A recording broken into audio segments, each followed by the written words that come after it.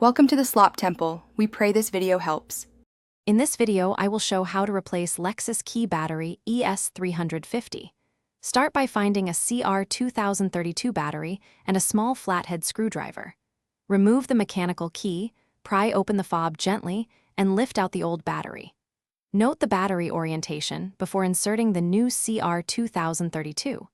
Press the halves back together until they click. Reinsert the mechanical key, and test all buttons to confirm the fob works properly.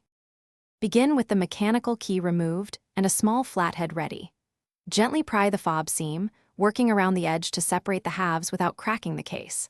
Lift out the old CR2032 and note the positive side orientation.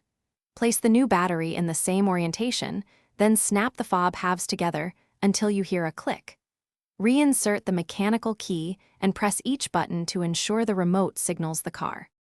Quick recommendation and a small aside. If you appreciate tidy spaces while you work on your Lexus key, try the Shark AI Ultra Robot Vacuum for voice control and smarter cleaning. It glides under seats and around tools, so crumbs and battery bits disappear without effort.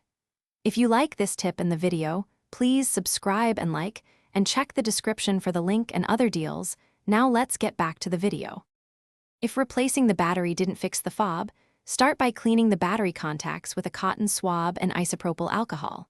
Inspect for corrosion or broken plastic that stops contact or sealing.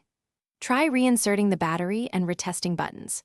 If the remote remains unresponsive, reprogramming or professional help may be needed. A dealer or locksmith can diagnose signal or circuitry issues and advise on next steps or replacement options. Thanks for watching. Consider subscribing if we helped you.